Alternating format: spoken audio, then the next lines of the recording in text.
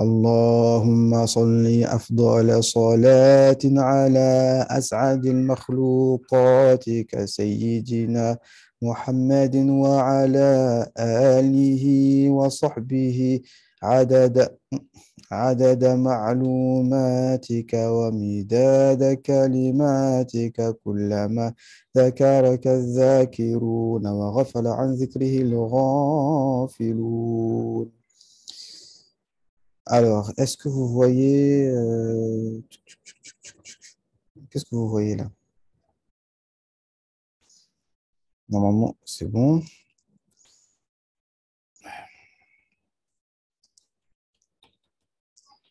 Bab. Barak.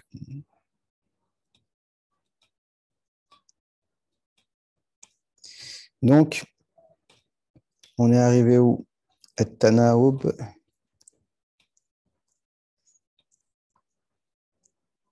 Est-ce que vous voyez l'écran là? Attends. Hop. Ah non, pas du tout. N'importe quoi. Hop. C'est bon. Donc, ici, donc, sur mon... moi, j'ai le chapitre 26, mais ça dépend les... ça dépend les... ça dépend les versions, enfin les versions, les éditions, je veux dire. Non. Au XVIe siècle, autant pour moi, non, la dynastie a basculé dans le schisme pour s'opposer aux Turcs. Non. Ok.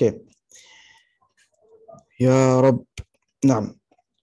Donc, ici, c'est le chapitre 26, Bab al-Rihla fi al-Mas'alat al-Nazila. Donc, le fait de, quand on a besoin d'une réponse pour quelque chose, c'est-à-dire qu'il faut voyager pour aller trouver la réponse. نعم وبه قال حدثنا محمد بن مقاتل أبو الحسن قال أخبرنا عبد الله قال أخبرنا عمر بن سعيد ابن أبي الحسين قال حدثني عبد الله ابن أبي مليكة عن عقبة ابن الحارث رضي الله عنه أنه تزوج ابنة لأبي إيهاب ابن عزيز فأتته امرأة فقالت إني قد أرضعت عقبة والتي تزوج بها فقال لها عقبة ما أعلم أنك أرضعته ولا أخبرتني. Alors c'est l'histoire de, en fait, donc là on est dans le chapitre, toujours dans le chapitre du ilm, hein, et rester toujours concentré sur l'ordre et la classification des hadiths et dans quel sens il va. Donc là, en fait, il est en train de nous expliquer, l'imam Bukhari, rahimahullah ta'ala, radiallahu anhu, en fait, c'est comme si, comme on pourrait dire, la méthodologie dans la science. Et certains disent que le chapitre qu'on vient de faire, le chapitre du Iman et le chapitre du Ilm, ce sont les plus beaux chapitres dans Sahih Bukhari, les plus beaux, les plus importants. D'accord? Donc, il ne faut pas hésiter à les réviser, les relire. Alors, je ne sais pas, d'ailleurs, ce serait bien que j'essaye de trouver un PDF avec la traduction en français pour voir un peu les traductions, qu'est-ce que ça donne, puisque tous ceux qui m'écoutent sont plus francophones qu'arabophones, donc il faut aussi vérifier les traductions. Je sais qu'il y a un frère, comment il s'appelle? Frère Shakil. D'ailleurs, il faudrait que je l'invite un jour à faire le dars, puisque c'est quelqu'un, machallah, qui est très spécialisé dans la biographie du prophète ﷺ et qui, je pense, si je ne me trompe pas, a travaillé sur une traduction de Sahih al-Bukhari, si je ne me trompe pas. En tout cas, il a beaucoup travaillé dessus. Donc, Inch'Allah, j'essaierai de temps en temps de ramener des invités qui vont faire le dars à ma place. Comme ça change un petit peu. Parce que moi, je préfère rester sur mon sujet, sur notre livre, plutôt que de faire des lives sur des sujets divers. Dans le groupe, on parle beaucoup des coranistes, on parle beaucoup de ceci, de cela. Mais pour moi, la meilleure façon de leur répondre, d'accord, et la meilleure façon comment dirais-je, de préserver les gens de leur innovation, c'est en faisant ce que là, on est en train de faire, d'accord? pas aller dans tous les sens. À chaque fois qu'ils disent un truc, on réagit, etc.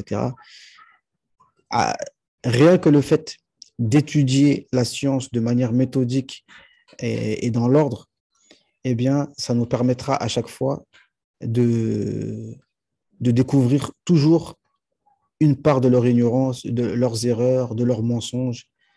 Même si on veut éviter le sujet reviendra toujours parce qu'ils ont tellement propagé de mensonges, euh, ils ont propagé d'erreurs que, et qu'on est bien obligé de rectifier tout ça. Non.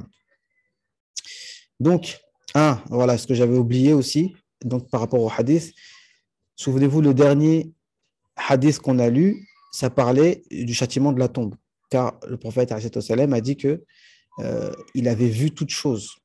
Le jour où il avait fait la prière de l'éclipse, il a vu le paradis et l'enfer, il a vu le châtiment de la tombe. Et que là-bas, dans la tombe, en fait, quand on te pose la question, qu'est-ce que vous dites sur cet homme? Donc, quand tu dis cet homme, ça veut dire on te le montre. C'est-à-dire que tous ceux qui sont dans leur tombe et tous ceux, imaginez-vous combien de personnes sont morts aujourd'hui d'ailleurs. D'ailleurs, j'en profite pour, je vous demande des doigts pour le père d'un ami et qui est lui-même mon ami, le père Shirsal, qui j'ai connu dans mes débuts dans l'islam, dans la ville de Montmagny, c'était il y a 20 ans, 22 ans. À l'époque, on priait dans un stade et il était toujours là, mashallah. Et il a laissé derrière lui les deux que je connais, Abou Bakr Sall et Ousmane Sall. Abou Bakr Sall, il doit avoir un an de plus que moi, il a un an de plus que moi, mais Ousmane Sall, à l'époque, c'était mon petit frère, je l'ai connu tout petit, mais maintenant, c'est un adulte et une brave personne très intelligente. C'est des gens avec qui j'ai beaucoup évolué. Et on a appris son décès hier soir. Donc, on demande la Fatiha. Inch'Allah, on va lire la Fatiha. Chacun lit la Fatiha pour l'âme de Cheikh Sal, Inch'Allah.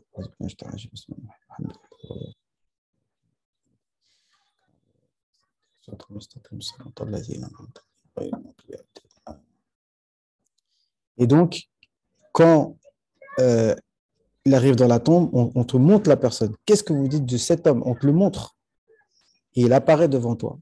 Donc, tout ça pour dire que le prophète, il est présent parmi nous tout le temps. Il est présent dans ce monde. Beaucoup de gens le voient même à l'état d'éveil ou alors le voient dans le sommeil. Et le prophète dit, celui qui m'a vu en rêve, il m'a vu en vrai. D'accord? Il y en a qui le voient à l'état d'éveil. Donc ça, c'est dans le dunya. Et quand on meurt dans la tombe, on le voit. Donc on te montre, on dit, qu'est-ce que tu dis de cet homme? Il dit, Huwa Muhammad, Huwa Rasulullah. D'accord? Donc ça, et alors, c'était pas ça que je voulais dire. Et ce que je voulais dire, c'est qu'il y avait un certain savant qui s'appelle Ma'rouf al-Karhi. Ma'rouf al-Karhi. Ça, tout le monde le connaît. Et tous les salafs sont unanimes pour dire que ce Ma'rouf al-Karhi, quand on va auprès de sa tombe et qu'on fait dua à Allah Azza wa Jal auprès de sa tombe, parce que le point, c'est quoi? C'est que la tombe des musulmans, Inch'Allah, c'est un jardin du paradis. Et on demande à Allah subhanahu wa ta'ala pour notre Cheikh Sal que sa tombe soit un jardin du paradis. Donc, qui dit jardin du paradis? Si tu es à cet endroit, quand tu es à côté d'une tombe, si cette personne est dans un jardin du paradis, donc ça veut dire que tu es dans un jardin du paradis. D'accord? Et Allah Azzawajal dit de ceux qui sont auprès de leur Seigneur, lahum ma yasha'una 'inda rabbihim. Ils sont pas dans le néant, ils ont ce qu'ils veulent auprès de leur Seigneur. Donc, quand tu viens les visiter, ils te voient, etc. Ils t'entendent, etc., etc. Donc, et que al-ma'ruf al-karhi, les du'as ils ont dit, tiryaqun mujarrab. C'est comme un remède expérimenté. Quand on fait dua auprès de sa tombe, c'est accepté.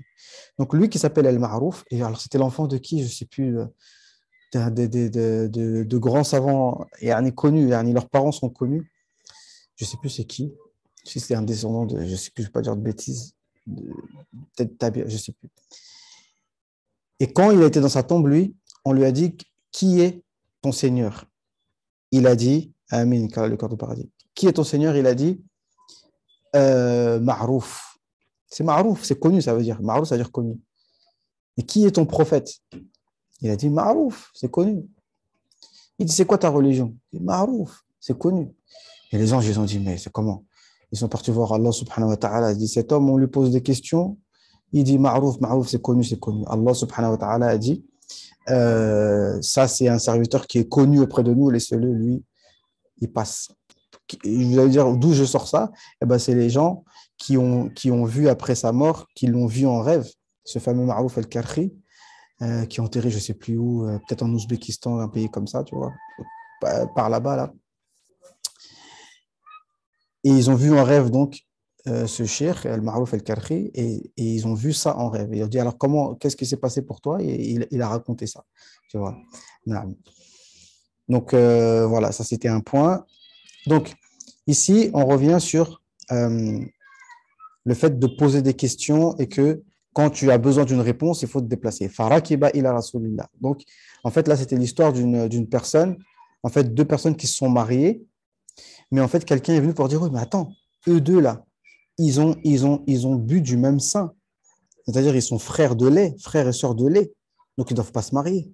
Donc, le prophète, et donc, il a pris son monture et il est parti à Médine. Donc, je ne sais pas où est-ce qu'ils étaient eux, mais il a été jusqu'à Médine. Face à Allahu. Il lui a demandé, Faqala Rasulullah sallallahu alayhi wa sallam, Kayfa wa qad qil. Il dit, mais comment? Alors, on t'a dit qu'ils ont bu du même lait, non? Fafaraqaha Uqba. Donc, il a annulé le mariage, Uqba. Wa nakahat zawjan ghayrahu. Et elle a épousé quelqu'un d'autre. Donc, il est parti, il a posé la question, et le prophète m'a dit, mais attends, si on te dit qu'ils ont bu du même lait, alors c'est fini. Chapitre numéro 28, At-tanawub fil ilm. Ça, wallahi, on apprend beaucoup de choses, wallah, dans Sahih Bukhari, et ça nous apprend des méthodologies à pratiquer. Ça nous montre que, donc, tanawub fil ilm, ça veut dire on peut alterner. Imaginons que, par exemple, il y a un institut, par exemple. Imaginons il y a un institut ou un cheikh qui donne des cours, mais que toi, tu ne peux pas venir tous les jours écouter et que tu es associé avec un frère dans un business. Eh bien, qu'est-ce que vous faites? Un jour, toi, tu vas. Bon, maintenant, il y a Internet, on peut tout suivre en ligne. Bon, mais de toute façon, non, je dis ça, mais non. Mais la science, ça se prend toujours, comment dirais-je, comme on dit, en pliant les pieds devant un cheikh, en restant assis devant lui, en restant serré avec les élèves. Des fois, il fait chaud, des fois, il n'y a pas beaucoup de place, des fois, tu es mal à l'aise, le dars, il dure un peu longtemps, tu es assis par terre, les jambes te font mal, et tu es là, tu écoutes, et c'est là où il y a la baraka, tu te déplaces, d'accord? Donc ça reste important jusqu'en 2023. Donc ça, c'est quelque chose vraiment à ne pas négliger. Et ça, je vous le... Là, en fait, on fait des cours sur Internet, c'est vraiment pour dépanner, d'accord? C'est vraiment pour dépanner. Mais encore une fois, bon, c'est pas très cohérent de ma part, moi, quand je suis en Égypte, de faire des assises de ilm en français, d'accord? Ceux qui viennent en Égypte, c'est pas pour apprendre, c'est pas pour faire des doulos en français. Donc, bon. Mais en tout cas, ceux qui veulent venir en Égypte, je les encourage toujours, toujours, toujours. Par contre, faut pas trop compter sur moi pour à chaque fois parce que beaucoup de gens me contactent pour me demander alors comment on fait, ceci, cela. Moi, j'ai pas trop le temps de donner toutes les informations, de m'occuper de vous, etc. Si vous venez, il faut être un peu débrouillard. Mais il y a un forum sur Telegram qui est très actif. Si vous rentrez dans ce groupe Telegram, il y a au moins 3000 personnes, des gens de France. Dès que vous posez une question dedans, vous aurez toutes les réponses et vous trouverez quelqu'un qui vous répondra à toutes vos questions, Inch'Allah. Mais moi, des fois, j'ai pas trop le temps de... Un jour, je ferai une vidéo vraiment pour tout expliquer, une bonne fois pour toutes, comme ça, voilà. Donc, at-tanawub. Donc, tout ça pour dire, mes frères, moi, je vous parle de ce que je connais parce que je suis en Égypte depuis plusieurs années. Wallah, vraiment, je ne sais pas comment vous le dire, tu vois, je vais pas vous le cacher. Si je suis un vrai croyant, j'aime pour mes frères ce que je veux pour vous-même. N'écoutez pas les gens qui vous disent oui, c'est instable en Égypte. C'est pas instable du tout. Tout se passe très très bien, alhamdulillah.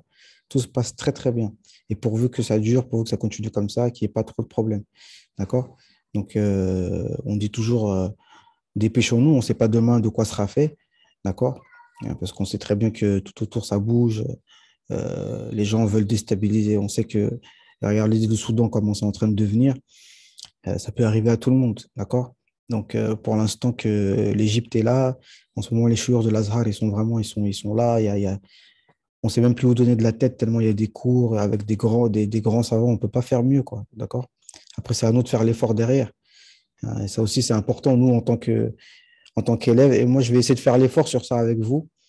C'est de contrôler et de faire des devoirs. Parce que parler comme ça et sans savoir ce que vous avez compris, moi, ça m'inquiète, d'accord? Et moi, je sais, avec ma modeste expérience dans Talab al-Ilm, c'est ça qui manque quand même. Il n'y a pas assez de contrôle de connaissances de la part des enseignants. Là. Allez, c'est parti.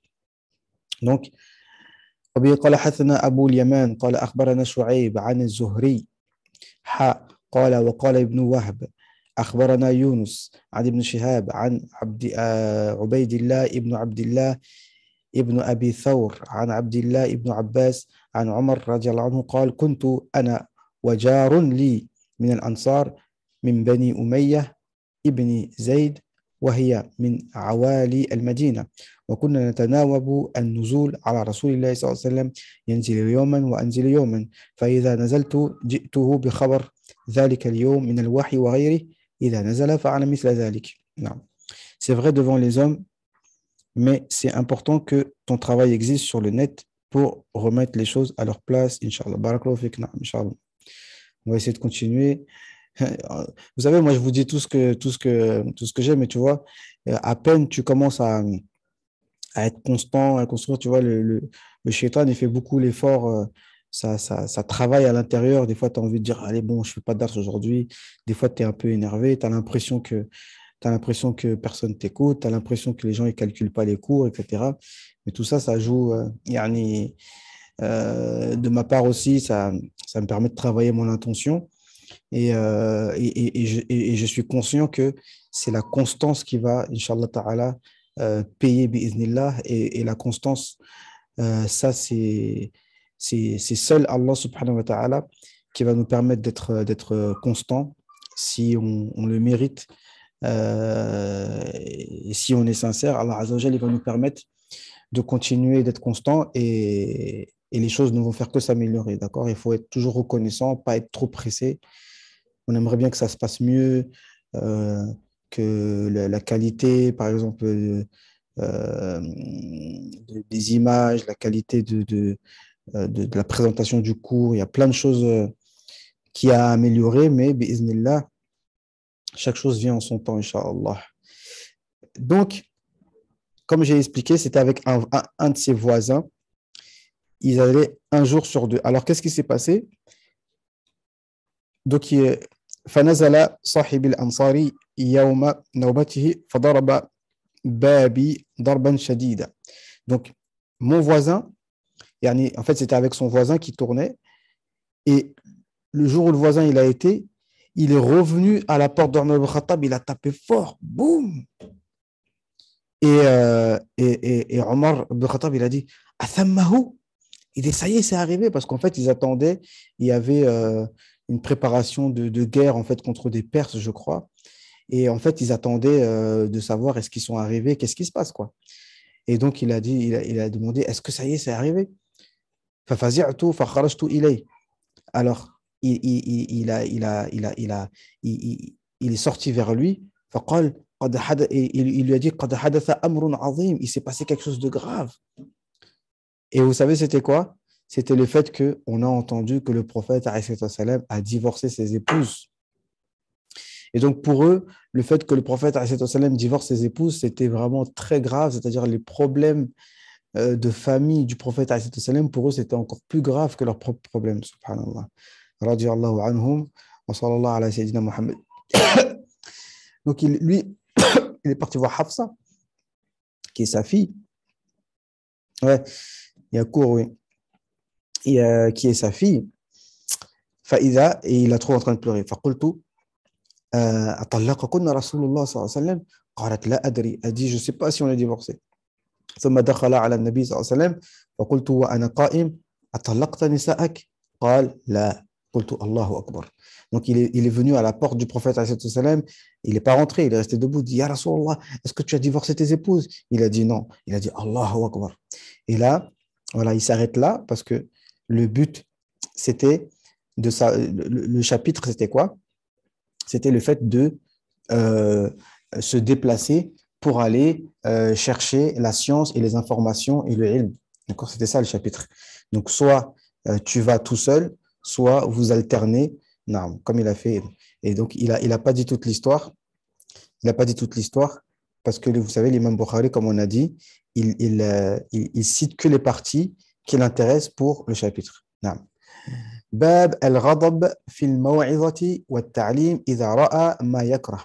Donc, le fait de se fâcher dans l'exhortation et l'enseignement quand tu vois quelque chose qui te déplaît. Donc ça, les Wahhabis, ils ont pris ce hadith à la lettre. Ah, vous avez entendu? On a le droit de se fâcher et le prophète, des fois, quand il faisait des khutbahs, il y avait sa veine qui gonflait, il criait, etc. Alors ça, il le pratique à merveille. Mais en réalité, comme il dit Cheikh Yousri, le fait de se fâcher quand, de parler avec vraiment comme si tu étais énervé, etc., ça doit se faire qu'à certains moments, ça ne doit pas être tout le temps, d'accord? Et là, tu peux te fâcher de temps en temps, ça peut arriver, d'accord? Quand tu vois quelque chose qui te déplaît, mais ça ne doit pas être tout le temps, d'accord? Et même s'ils vont te dire, oui, le prophète, dans ses khutbahs, il parlait comme si il était en train de prévenir un état de guerre, etc. Mais ça ne doit pas être tout le temps là. Et le shir disait qu'un juge, par contre, ne doit pas venir juger entre les gens alors qu'il est énervé. Imaginons qu'il était chez lui, sa femme l'a énervé, bref, il est énervé, il arrive pour juger entre les gens, c'est pas bon, il faut qu'il reste chez lui.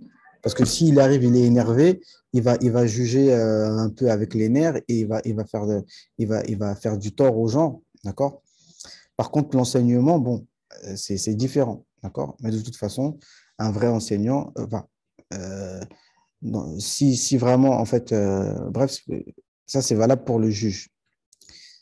وبه قال حدثنا محمد بن كثير قال أخبرني سفيان عن ابن أبي خالد عن قيس ابن أبي حازم عن أبي مسعود الأنصاري رضي الله عنه قال قال رجل يا رسول الله لا أكاد أدرك الصلاة مما يطول بنا فلان. Donc, c'est Ibn Mas'ud al-Ansari, pas Abdullah ibn Mas'ud, qui a dit Ya Rasulallah, franchement, je ne peux même plus prier à la mosquée à cause de un tel, il ne l'a pas cité, à cause de un tel qui allonge trop la prière. Donc, il s'agit de Mu'adh ibn Jabal. C'est-à-dire que dans la prière, il lisait la Baqara en entier. Donc, à cause de ça, il y a des gens, ils ne pouvaient pas prier en groupe parce qu'ils ont des choses à faire. Ils ne peuvent pas rester 1 heure dans la salate.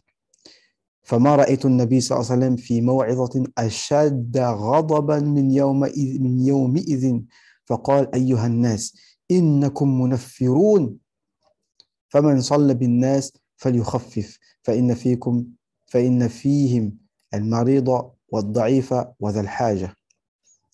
Il dit, il y a parmi vous des gens qui font fuir les autres de la prière en groupe. Il y a des gens qui font fuir les autres. Et subhanallah, regardez comment il ne cite jamais les personnes. Il n'a pas dit, il ne s'est pas adressé. L'imam, c'est Mu'adh ibn Jabal, on sait qui c'est. Il aurait pu aller voir Mu'adh ibn Jabal, radiallahu anhu, et lui dire en face, Ya Mu'adh. Ouais, c'est vrai, il y a un hadith comme ça qui dit, Afattan anta ya Mu'adh. Mais ici, dans cette version, le prophète, sallallahu alayhi wa sallam, il a parlé en général. Ayyuhan nas, innakum munaffirun. Vous faites fuir les autres. Et là, en fait, il n'a pas cité, il a parlé en général. Faman salla bin nas falyukhaffif. Celui qui prie, qu'il allège. Parce que parmi vous, il y a le malade, Il y a le faible et celui qui a besoin de faire quelque chose qui est pressé. D'accord? Donc, tous ces hadiths, bien entendu, il faut toujours les lire avec un shir et avec les explications qu'il faut. Ici, c'est juste pour dire que de temps en temps, tu peux t'énerver. Moi, ce que je voudrais vous dire, c'est quoi? C'est que quand on explique les hadiths dans Sahih Bukhari, je pense que c'est une erreur d'expliquer tout le hadith, parce que ce n'est pas le sujet. Là, le sujet, c'est pas. Si je commence à développer, oui, il faut alléger les prières, je serai hors sujet, en fait. C'est sûr que l'imam Bukhari va en parler dans un chapitre fait pour ça. Mais là, le chapitre, si je dois développer sur quelque chose, c'est le fait que on peut s'énerver de temps en temps quand on voit quelque chose qui ne nous plaît pas pour le dîn et qu'on dit non, c'est pas normal, il faut pas faire comme ça. D'accord? Mais le sujet de pas allonger la prière, etc., ça, on voit ça dans le fiqh, chacun selon son madhab. Mais la seule chose que je voulais dire, c'est que c'est en fonction aussi, là par contre, des gens qu'il y a derrière. Tu vois, bon, les prières en groupe. Et surtout, en fait, si par exemple dans la mosquée, tu as des gens qui viennent un peu de partout, il y a des commerçants qui viennent, d'accord? Ce que j'ai envie de dire, c'est que tu vois, la mosquée de Cheikh Yousri, en fait, si on peut dire, c'est une mosquée presque familiale, parce que en temps normal, par exemple, quand le cheikh n'est pas là, par exemple, le Zohor, des fois, on est 5, d'accord? On est 5 6. Ça, c'est en temps normal. Mais par contre, au Fajr, au Fajr, on va dire aujourd'hui, par exemple, au Maghreb, vu qu'il y a un DAS juste après, on était peut-être 80. D'accord? Le vendredi, la mosquée, elle est remplie. Bon. Et ce que je veux dire, c'est que ceux qui viennent prier chez Cheikh Yousri, c'est des gens, ils savent. Parce que lui, il prie des prières très longues, tu vois. Mais tous ceux qui viennent prier là-bas, ils savent à quoi s'en tenir. Et en Égypte, dans une seule rue, tu trouves trois, quatre mosquées. D'accord? Donc, celui qui ne veut pas prier là-bas, en fait, ça ne l'empêche pas de prier en groupe, parce qu'il peut prier en groupe dans une autre mosquée.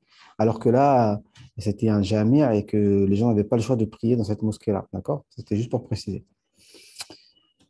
Mais quoi qu'il en soit, en règle générale, c'est que un imam ne doit pas être dur avec les gens, il doit faciliter aux gens. Et ça, Cheikh Yousri, moi je parle beaucoup de lui parce que c'est un exemple que je connais, un modèle, mais ça c'est vraiment une sunna du prophète sallam et qui vraiment il a inculqué, c'est que tu es jamais dur avec les gens et tu n'imposes pas aux gens des choses qu'ils ne peuvent pas supporter euh, et tu ne leur fais jamais des reproches trop directement, à part dans certains cas. Et puis là, Mu'adh ibn Jabal, clairement, c'était vraiment quelqu'un qui l'aimait beaucoup.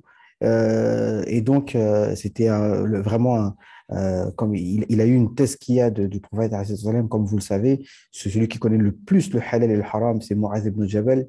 Donc, lui, même si le prophète serait dur avec lui, il serait à même de le supporter, ça ne va pas lui briser son cœur ou quoi que ce soit, parce que lui, c'est un alim. Et donc, lui, il peut supporter de temps en temps la colère du prophète, bien qu'on sait bien qu'il se met rarement en colère, sallallahu alayhi wa sallam. J'ai entendu d'un shir que le prophète, sallallahu alayhi wa sallam, ne s'énerve pas. C'est plus de l'étonnement. Le prophète, sallallahu alayhi wa sallam, demande aux sahabis de ne pas s'énerver. Comment le prophète, sallallahu alayhi wa sallam, va donner des conseils et lui, il n'applique pas? Eh, mon frère Foued, Allah yahdik. Euh, le prophète, alayhi salam, yani, des fois tu dis des choses, mon frère, que ça m'étonne que tu puisses dire des choses comme ça. Bien entendu que le prophète, alayhi salam, ne se fâche jamais, sauf si il se fâche que pour Allah, azza wa jal, c'est pas pour lui-même. D'accord? Là, il s'agit de quoi? Là, il s'agit de Mu'adh ibn Jabal qui, à cause de lui, des personnes ne font pas la prière en groupe. Et la prière en groupe, c'est de la plus haute importance. Donc, si à cause d'une personne, les gens ne font pas la prière en groupe, là, il va se fâcher. Et comme j'ai dit, sur Mu'adh ibn Jabal, c'est différent. Tu vois ce que je veux dire? Si c'était sur un musulman simple ou sur une chose, non, tu vois. Mais voilà. Mais c'est notoire que de toute façon, le prophète, alayhi salam, comment ça s'appelle? C'était la personne la plus douce. Mais ici, regarde. وما رأيت النبي صلى الله عليه وسلم في موعظة أشد غضبا من يومئذ. Je n'ai jamais vu le prophète alayhi salam plus fâché que ce jour-là. D'accord? Mais voilà. Mais bon, c'est une remarque qui a sa place, tu vois, mais en aucun cas, voilà, en aucun cas, on va dire que le prophète sallallahu alayhi wa sallam ne pratique pas. Rien que d'entendre cette phrase conçue comme ça, yani, non. Bien sûr, effectivement, le prophète sallallahu alayhi wa sallam, on doit toujours l'exempter de toutes sortes de défauts, même si certains textes pourraient laisser croire que il aurait fait tel et tel, il aurait tel ou tel manquement. C'est vrai que il faut toujours interpréter ça dans le bon sens. Non. Mais là, c'était justement pour le bien des gens, en fait. وبه قال حدثنا عبد الله بن محمد قال حدثنا أبو عامر العقدي قال حدثنا سليمان بن بلال المديني عن ربيعة ابن أبي عبد الرحمن عن يزيد المولى المنبعث عن زيد بن خالد الجهني رضي الله عنه أن النبي صلى الله عليه وسلم سأله رجل عن اللقطة قال اعرف وكاءها أو قال وعاءها وعفاصها ثم عرفها سنة ثم استمتع بها فإن جاء ربها فأدها إليه. Ça, quelqu'un a demandé, quand tu trouves en fait les objets perdus, eh bien, tu dois les mettre à disposition. Comme en fait, subhanallah, la loi française sur les objets perdus, elle prend exactement la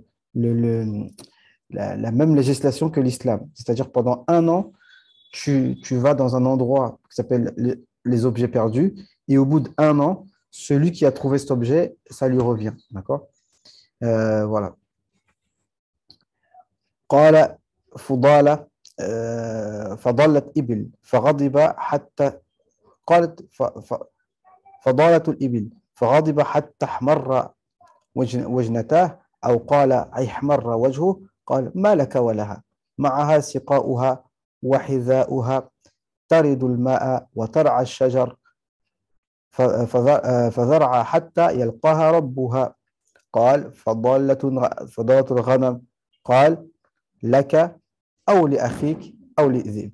Et là, en fait, dans une compréhension soufie, c'était un état de djalal, tout à fait. Non. Et ça arrive. Parce que c'est vrai que le prophète, alayhi salam, comment dirais-je, c'était le plus fort des hommes aussi. Hein, n'oubliez pas que dans la guerre, même Ali ibn Abi Talib, alayhi salam, le grand chevalier, des fois, il se cachait derrière le prophète, alayhi salam. D'accord? Le prophète, alayhi salam, était le plus fort des hommes et le plus doux aussi quand il faut être doux. Et la personne demande, et si un chameau se perd, qu'est-ce qu'on doit faire? Et là, le prophète, salam, pareil, entre guillemets, il s'est fâché. Tu fais bien, parce que nous, ici, bien entendu, on exempte toujours le prophète salam, de tout manquement, même si certains textes pourraient le laisser croire, etc. Par exemple, à Abasa wa Tawalla, nous, on dit que ce n'est pas le prophète salam, qui est Abasa wa Tawalla. D'accord? Abasa wa Tawalla, c'est là, par contre, effectivement, on donne une autre interprétation. On ne dit pas le prophète, parce que Abasa wa Tawalla, c'est le même descriptif qui a été donné à celui dans Surat Mudaththir. Thumma Abasa wa Basar. D'accord? Il refrenait ses yeux comme ça. Non. Ça, dans Surat Abasa, nous on dit qu'il ne s'agit pas du prophète. Non. C'est plutôt l'autre qui a froncé ses yeux quand il a vu l'aveugle arriver. Parce que le prophète était en train de parler avec un notable, et quand l'aveugle est arrivé, c'est le notable qui a froncé ses yeux, et non pas le prophète. Non. Et donc il dit, le chameau, il dit, mais qu'est-ce que tu as, le chameau, le tranquille, le chameau, il peut rester 40 jours, il peut boire quelque part, il peut brouter, il dit, laisse-le jusqu'à ce que son propriétaire la retrouve. Et il dit, et un mouton qui est perdu, comment on fait? Il a dit, ah, le mouton, soit tu le prends, soit le propriétaire le prend, soit c'est le loup qui le prend. D'accord? Donc ça, c'était toujours pour dire que des fois, il peut se fâcher. Ben, d'ailleurs, pourquoi? Parce qu'il n'aimait pas trop les questions, ça faut le savoir aussi. D'accord? Quand on regarde bien aussi, le prophète sallam aussi, il éduquait ses compagnons. D'accord? Et les questions, il n'aimait pas trop. Donc c'est pour ça qu'ils attendaient qu'un bédouin vienne, et un bédouin intelligent, pour qu'il pose des questions. Et là, ils étaient tout contents d'écouter la réponse. وبه قال حدثنا محمد بن علاء قال حدثنا أبو أسامة عن يزيد عن بريد عن أبي بردة عن أبي موسى رضي الله عنهما قال سئل النبي صلى الله عليه وسلم عن أشياء كرهها فلما أكثر عليه غضب. Voilà, le prophète, on lui a posé des questions, il a pas aimé ces questions-là. Et quand ils ont trop insisté, il s'est fâché. ثم قال للناس سلوني عما شئتم. Il a dit, demandez-moi ce que vous voulez. Mais quand il a dit demandez-moi ce que vous voulez, c'était genre, vas-y, posez-moi des questions, continue à poser des questions. C'était pas pour dire donnez-moi. فقال رجل من أبي. D'accord? Donc quand il a dit, et donc ils ont posé trop de questions, il s'est fâché, il a dit demandez, vas-y, vous voulez poser des questions, posez-moi des questions. قال رجل من أبي قال أبوك حذافة. Quelqu'un lui demande c'est qui mon père? Et là, subhanallah, subhanallah, subhanallah, si je ne me trompe pas, c'est là que ce verset a été révélé dans Surat Maïda. La tas'alu an ashya'a in tubda lakum tasu'kum. Ne posez pas des questions que si on vous donne la réponse, ça ne va pas vous plaire. Parce que lui, il demande c'est qui mon père? Ah, tu veux savoir c'est qui ton père? Tu veux qu'on te réponde? Ah, c'est comme tu veux. D'accord?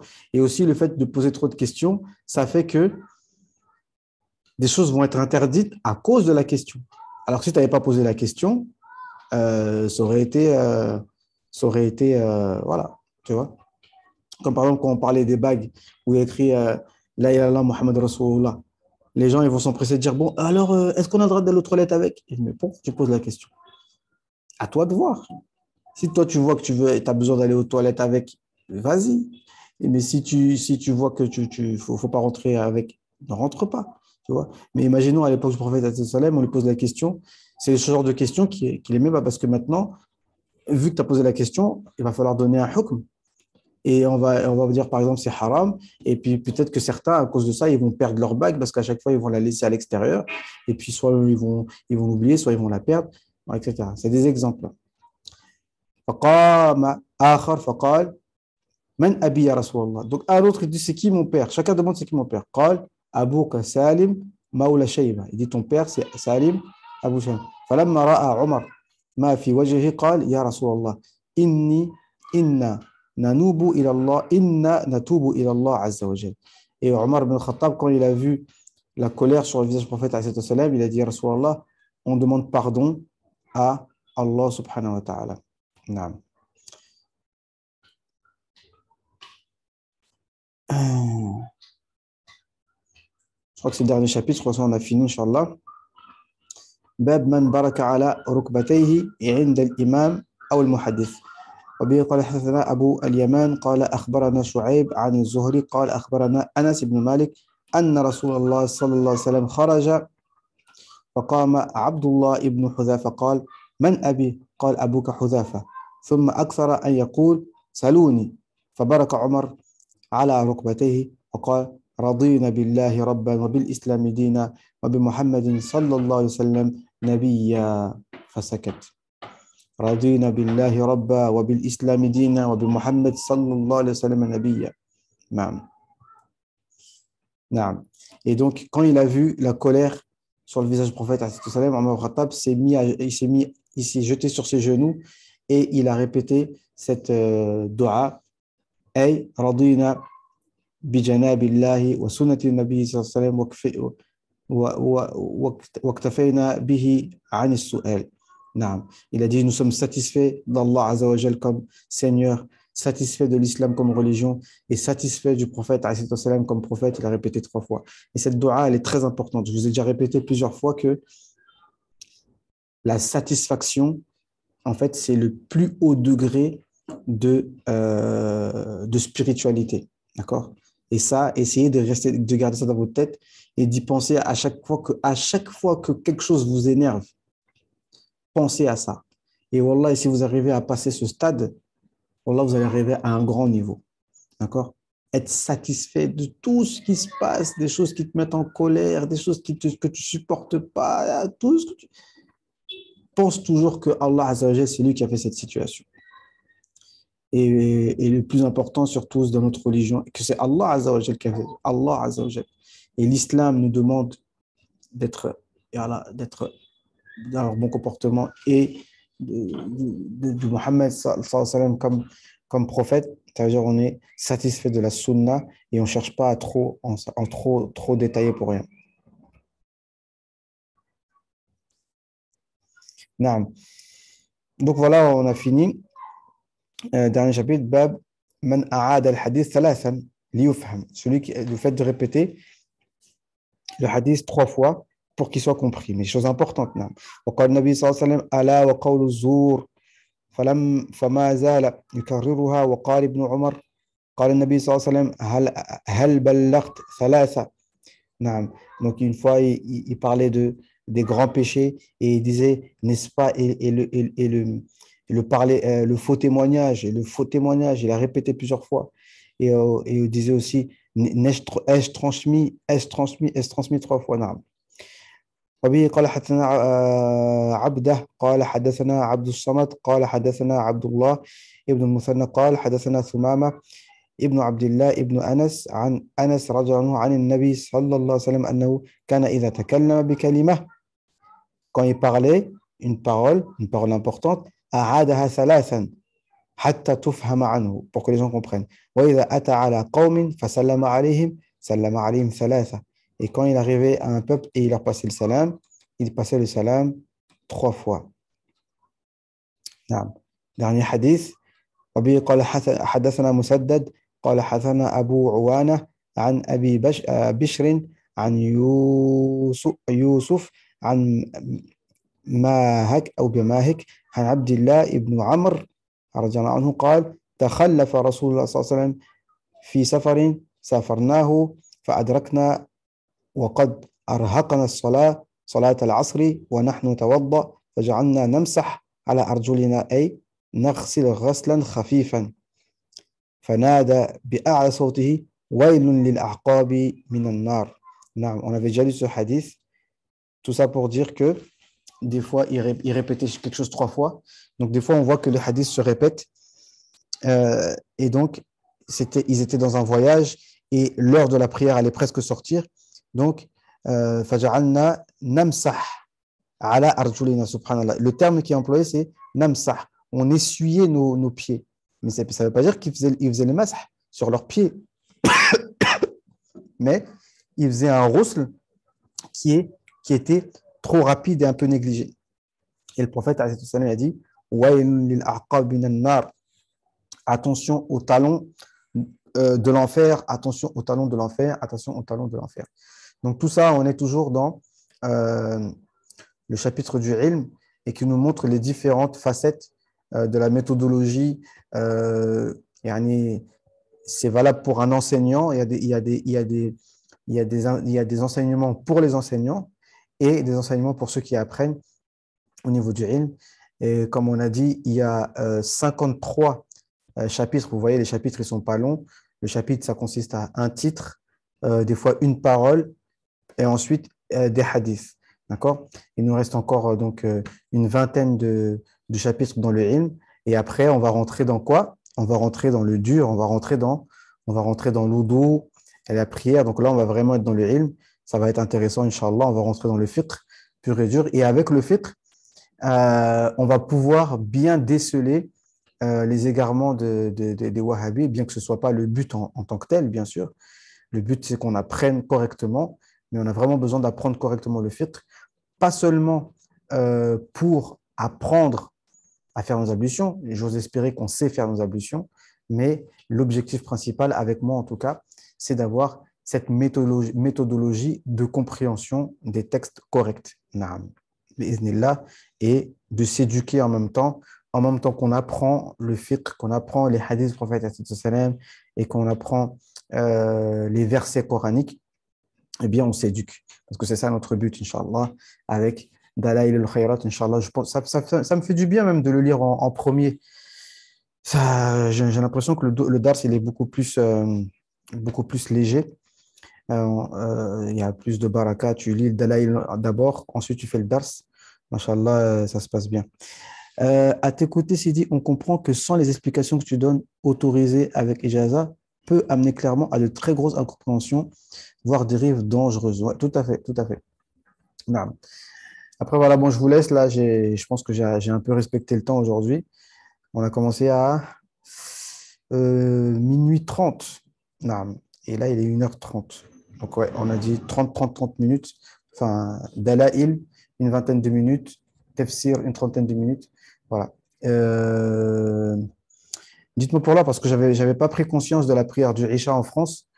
Donc, on s'est dit, on vous laisse le temps de rentrer, de faire tranquillement la prière à la mosquée, le temps de rentrer. Et après, on ne fait pas trop long non plus derrière, tu vois. Donc, en France, là, il est minuit 40. Ça reste raisonnable, Inch'Allah ta'ala. Naam. Barakallahu fikum. اللهم صل أفضل صلاة على أسعد المخلوقات كسيدنا محمد وعلى آله وصحبه عدد معلوماتك ومداد كلماتك كلما ذكرك الذاكرون وغفل عن ذكر الغافلون اللهم صل أفضل صلاة على أسعد المخلوقات كسيدنا محمد وعلى آله وصحبه عدد معلوماتك ومداد كلماتك كلما ذكرك الذاكرون وغفل عن ذكر الغافلون اللهم صل أفضل صلاة على أسعد المخلوقات كسيدنا محمد وعلى آله وصحبه عدد معلوماتك ومداد كلماتك كلما ذكرك الذاكرون وغفر عن ذكر الغافلون السلام عليكم ورحمة الله وبركاته. Donc, Inch'Allah, ta'ala, demain, je pense qu'on va rester sur minuit, enfin 23 heures. Ah non, 23 heures de France, vous êtes encore à la mosquée normalement, dites-moi. 23 heures de France, vous êtes encore à la mosquée. Parce que moi, j'ai 1 heure d'avance, là, il est 1h40 chez moi. De toute façon, je crois que c'est ça. De toute façon, quand même minuit, pour moi, si ça fait tard, quoi, commencer à minuit, finir à 1h30. 1h30, c'est pas mal.